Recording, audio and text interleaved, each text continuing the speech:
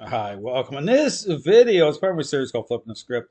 I'm going to be adding to the conversation by way of this podcast hosted by dog trainer, balanced dog trainer, goes by the name of Bill Church. He has another guest on here, Mark Dubose Jr. And I've done a couple of videos regarding Mark Dubose related to the dog trainer journey. So it's a very interesting discussion there in terms of the journey as it relates to a trainer. And so here on this podcast, which is similar to other balanced dog trainers podcasts, such as Ivan Belanoff, where I find it interesting that a lot of these individuals or trainers, they'll get like-minded people on there. They'll have these discussions. But in terms of really understanding or gaining traction as to what defines a process, you're not going to find that. Okay, understand that many of these trainers, they're already set in their ways, so to speak. They've already come into agreement with this idea that training's a learning-based exercise. And so here, again, this discussion here goes like almost 2.5 hours in terms of this back and forth, talking about, dogs. And even during this conversation, there's a point where Bill Church is talking about a reactive dog. And I actually a little bit ahead of that point here where he basically talks about just some dogs are, talking about the owners never abusing the dog, that he tried to help with is, very reactive, and just basically saying, well, so some dogs are just, kind of born that way. And understand that we get in this whole issue about being able to overcome a relationship problem with dogs. Understand that I talk about those two core ingredients, influence and control. They have to be part of the equation. They have to be brought into a process to reconcile the relationship, to actually change the perception of dogs.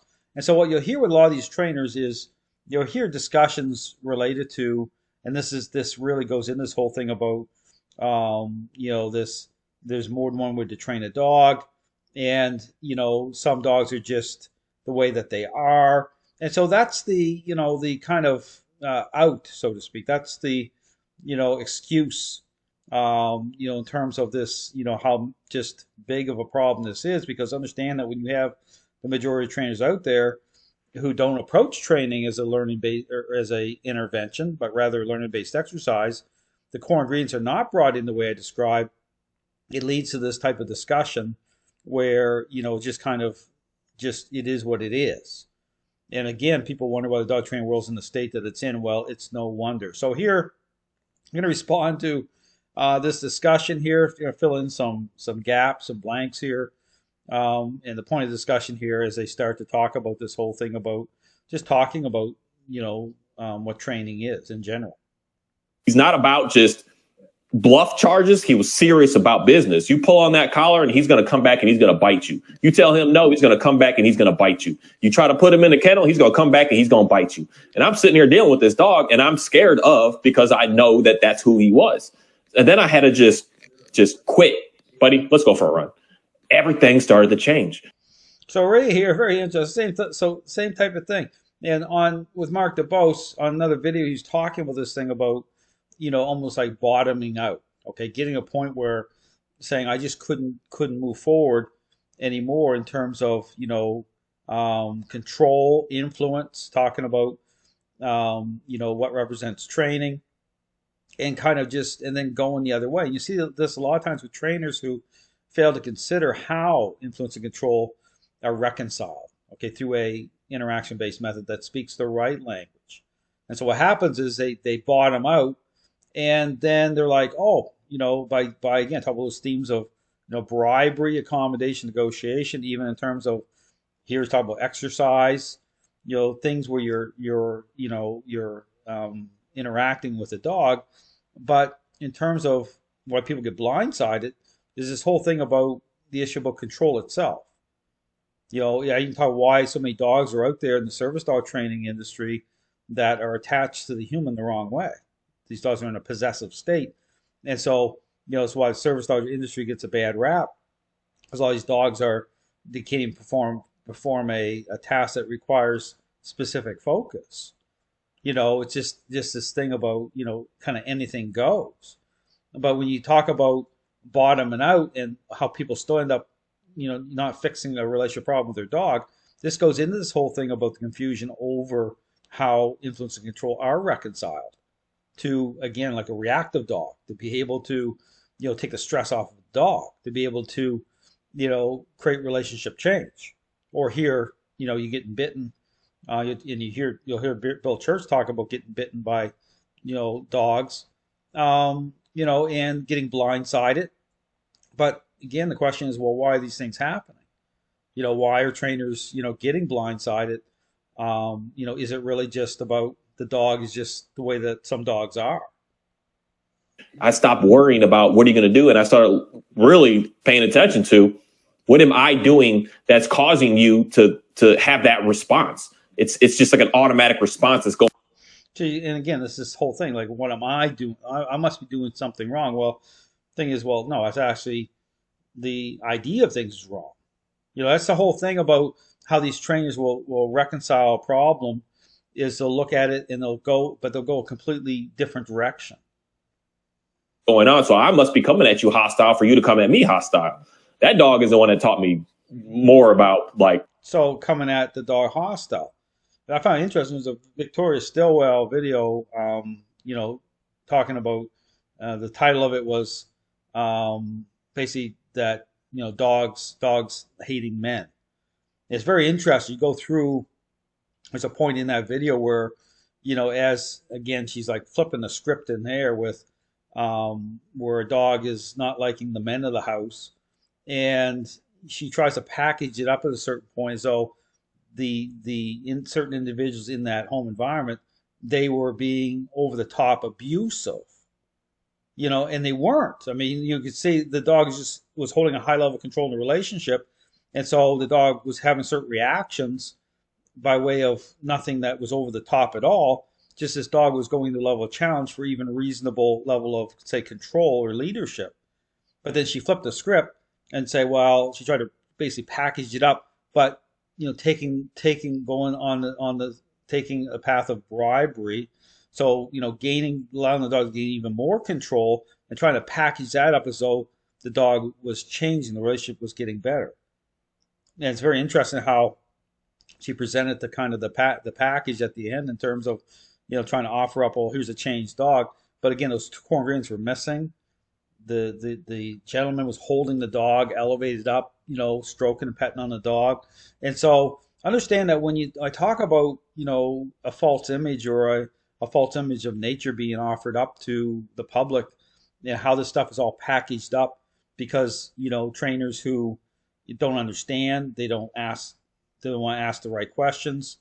They'll go the other way. And it's so easy to do that because when you have society that's more permissive, based on their emotions and how they connect that way, it's so easy to do that. I understand it's so easy to package up, and then you don't have to ask the right questions, and then when bad things happen, you can kind of find an excuse. Well, it must be something that I was doing, just like here's something I was coming at the dog in a hostile way. Being way more patient with dogs for sure, especially if they're like showing teeth and willing to bite, because you can't just, some of them you can put a leash on, sit down. I said sit. Some of them you can, but some of them you're going to be fighting, and you better have a bite suit on every time you're interacting for a while.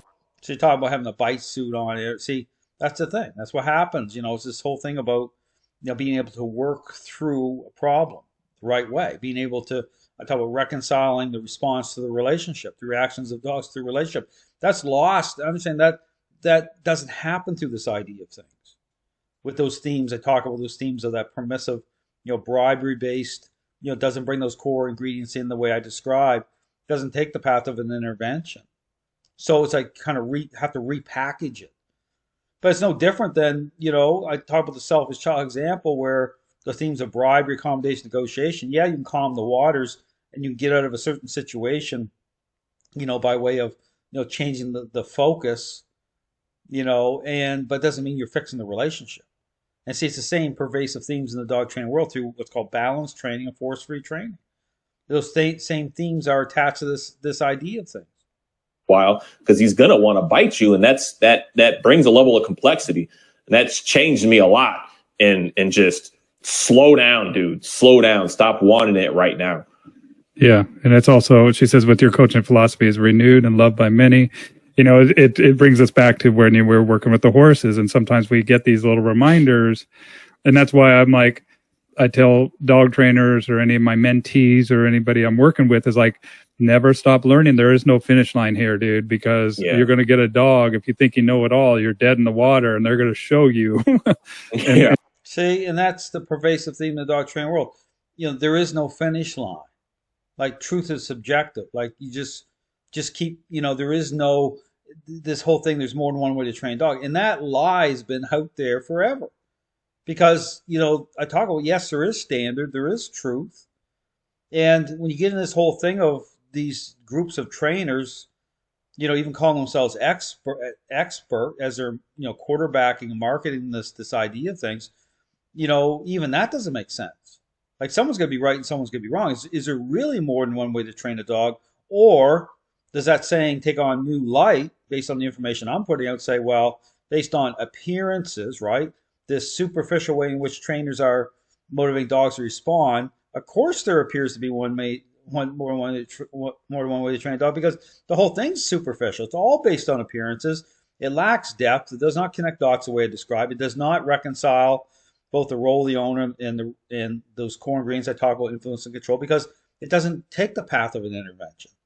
You have to understand that this takes the path of a learning-based exercise, but the themes that are in play here in terms of engagement, in terms of relationship problem, are bribery, accommodation, and negotiation based on how they're engaging, motivating dogs to respond that way at the very beginning, while assuming that those responses can be trusted. So when you hear this type of thing, well, always learning, but it's the same thing. Always learning, but never coming to the knowledge of the truth, right? Because basically turned over to this lie in the dog training world. And sometimes we get the dogs we need and not the dogs we want, because there's a pearl of wisdom that they're gonna teach us, and building that rapport with that animal is rapport is power. And speaking about not knowing the dog's past, sometimes that story could be made up, dude. Like, I've seen dogs that are like, so you saw that this dog was a bait dog in a fight? Like, you saw, like, let me do some research. Like, what date was this? It was broken up at a fight club. It was a fight. So same thing. And so we talk about rapport. I encourage you to watch a video of my series, Tom Davis, establishing a rapport with trying to think of the breed of the dog he was interacting with on the video, but a Doberman. And his rapport was engaging with allowing the dog to express control through the game of tug, right? This dog that's already hit that tipping point level.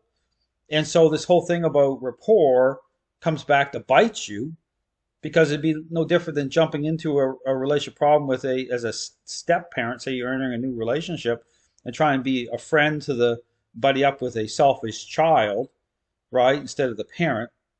Well, it's going to come back to bite you too when you engage in certain activities, because you're not fixing anything. You're trying to build that rapport and establish trust through this type of permissive level of engagement, of connection, of relationship. And so when you hear these trainers talk about these themes, it's all intertwined in that. This whole thing about rapport, because they're not stepping into a relationship problem by way of being able to even discern the current state of relationship, because those core ingredients I talk about, influence and control, they're not part of it. They're not interacting with dogs the way I show in terms of gaining insight at the beginning. So this whole thing is all twisted. It's all upside down. Dog. When were these people arrested? Where was this dog? And they find out that all this shit is made up, or they like tell me that he must have been beaten by a man because he hates men, or he must have definitely been beaten because the way that he shirks down. And I'm like, dude, that's a dog being a dog. That's just a dog's natural response. I doubt this dog was ever beaten, because I've worked with dogs that exhibit this same behavior, that those people have never beat this animal. They've had it since it's a puppy. And it's just some dogs just exhibit this stuff. Just like See, there you go. Some dogs just exhibit the stuff. That's the that's the offboarding, right? That's the way out. Because understand, you're not going to find the answers to balanced dog training, or this type of trust method, as some trainers would call it, through behavioralism, because again, the process itself isn't defined the way I described. So it's like this type of thing of just kind of writing it off, because you're not going to be able to fix it, because you're not going down the right path in terms of engaging through the relationship the right way anyway. You're not connecting the right way anyway to reveal and to change. So this whole thing it's like some dogs. See, it's so easy to do that, because understand the whole culture of dog training set up that way.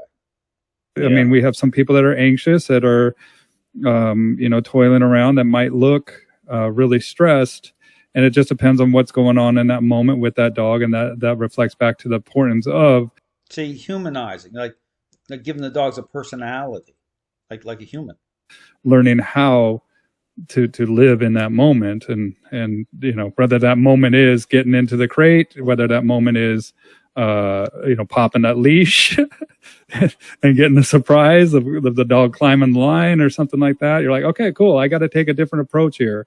And I remember, so I'll pause it here. I'm going to do a part 2 to this, as Bill Church gets into this thing about dogs being aggressive. But all to say that when you go on these and listen and watch, the reason why I do these is you watch these podcasts, understand that these trainers are just spinning their wheels. When they make statements like there's more than one way to train a dog, or some dogs you just basically just the way that they are, you get a problem. You're not finding solutions here. This is that same old type of thing. This is the type of softball thing with these podcasts, and many trainers do this, where it's not about coming to the answers, or asking the questions that should have been asked at the beginning. It's this culture now. It's this thing about, hey, we can all kind of get in the mix here, and we can kind of twist it this way a little bit or that way a little bit and make it fit. No one's got the answers. I mean, how convenient is that? Because if there's absolute truth, which there is, if there's real truth, then now that's a problem. Okay, I understand that. Now you can't say this stuff, and see, that's the thing. Once the public starts to get dialed in here, because you start to line this stuff up, say, okay, hold on here a second. Why are so many dogs ending up in shelters? Why are so many people getting bitten? Why are even trainers getting blindsided? Like, why are so many dogs being medicated, given up on, destroyed? Like, look at the collateral damage. Look at the fallout of this ideology. I mean, that's what makes dogs amazing and different, because they do share a special connection, but dogs as social animals, as pack animals. So our role in that is absolutely critical. But again, you see what these trainers are doing. It's like trying to package this all up to get people to accept, that, hey, just like anything goes, and some dogs just can't be fixed, just the way that it is. So stay tuned for part 2. I'll continue this discussion related to, podcast, and how trainers, how they present and package up this idea of things.